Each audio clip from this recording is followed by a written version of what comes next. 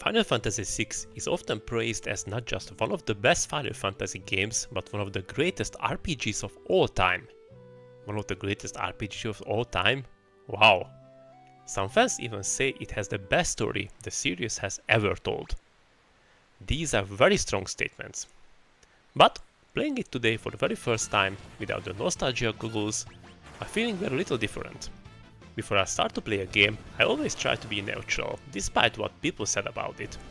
In the case of Final Fantasy VI, I had to admit that my expectations were higher than usual, as read and heard everywhere that this game is fantastic. But is it? Let me tell you how I see it.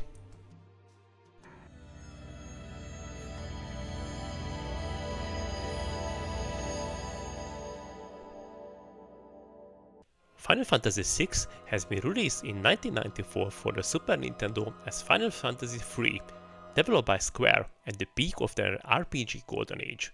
It came out before Final Fantasy VII exploded onto the PlayStation and introduced the series to millions, which makes 6 almost feel like the last great 16-bit Final Fantasy.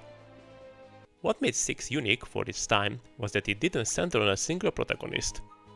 Instead, it presented an ensemble cast, more than a dozen playable characters, each with their own background, abilities and arcs. That was almost unheard of back then. It also pushed the SNES hardware visually and musically, with Nobuo Uematsu's soundtrack considered one of his absolute best works. This game has a legacy that looms large. So going in, I had high expectations. I played the Pixel Remaster version, as the Final Fantasy experts on Reddit said that this is the way to play it nowadays. So what exactly makes the story of Final Fantasy VI so beloved? At its core, Final Fantasy VI is a story about oppression, freedom, and the struggle to rebuild after devastation. The world is under the control of a cruel empire that uses advanced technology and magicite, shards of beings known as espers, to fuel its power. From the very beginning, you are introduced to the tension between human ambition and the mystical forces of the world. Instead of a single chosen hero, the narrative is spread across a wide group of characters. Some are rebels fighting against tyranny. Others are drifters searching for purpose. And some have had deeply personal struggles, guilt, loss, or redemption. This ensemble cast means that no single character completely owns the spotlight, but together they form a tapestry of perspectives on the central conflict. What really sets the story apart is its themes. It deals with the abuse of power, the fragility of hope, and what it means to start over when everything falls apart. Without spoiling specifics, there are dramatic shifts in tone and setting that were groundbreaking for the time, and even today feels ambitious. That said, while I could appreciate the ambition, I personally didn't feel the story reached the emotional heights that fans often describe. The characters are varied and unique, but because there are so many, not all of them get the same depth. Some arcs hit hard, while others feel more like side notes. Still, for its time, it was undeniably bold storytelling, if you compare to other RPGs that has been released at that time. But of course a story can't stand alone. But how does the gameplay hold up today? Final Fantasy VI uses the active time battle system that was introduced in earlier entries. Instead of waiting for your whole party's turn, each character has their own gauge that fills in real time, and when it's full, you can select an action. This adds a layer of urgency and rhythm to combat compared to strictly turn-based system. What makes 6 stand out is that every character has their own unique command. Sabin, for example, executes fighting game style input combos for powerful martial art techniques. I have to admit that this is very cool and definitely something that we've not seen before. Locke can steal items from enemies. Nothing special here, thievery is not rare in RPGs. Edgar uses tools like crossbows and drills. Another cool ability here, you can buy different tools for Edgar, which can cause very powerful attacks. Terra and Celeste have ties to magic. There's an ability where you can siphon the enemy magic like a lightning rod and basically heal yourself a tiny amount instead of receiving a huge amount of damage. Very cool ability, I use it a lot, especially in boss battles. And Cyan charges up samurai techniques. This design gives each party member a strong identity, encouraging you to experiment with different team compositions. Then there's the Esper system.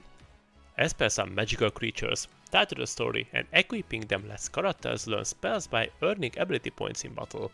Over time, this means you can teach most characters powerful magic, which adds flexibility but can also blur their uniqueness if you train everyone the same way.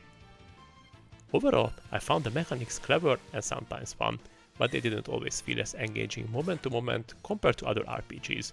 Some battles are strategic and rewarding, while others fall into the classic JRPG routine of attack, heal, repeat. Still, for the time, this system was a big step forward and is often remembered fondly for its variety.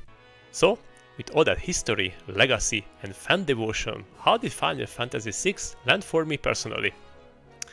I came in hoping for a masterpiece, and what I found was a game that I respect but didn't fall in love with. And I don't think that this is the game's fault, it just somehow did not resonate with me that much. The story has depth and ambition, but for me it didn't hit as hard as some other Final Fantasy narratives I played. However, there were times when I really enjoyed it, and the story had some really deep moments, when I really felt for the character. Other times there were some really funny moments as well. The gameplay was interesting, with some very unique ideas, but not always constantly exciting. And yet, I get it. I understand why this game means so much to people. If you played this in 1994, the scope, the drama, the music, it must have felt revolutionary. And even now, it's easy to see its fingerprints on the games that came after. And don't misunderstand me, this game is not bad. Not at all. There are fantastic game mechanisms under the hood, some of them are revolutionary.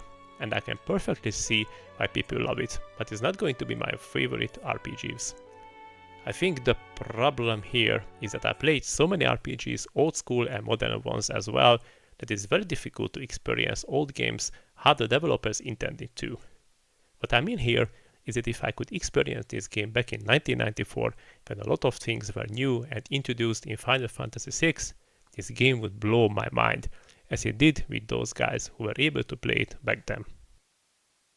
And now we reached the most important part of this video, where I will answer your question. Is Final Fantasy VI worth playing today? Of course.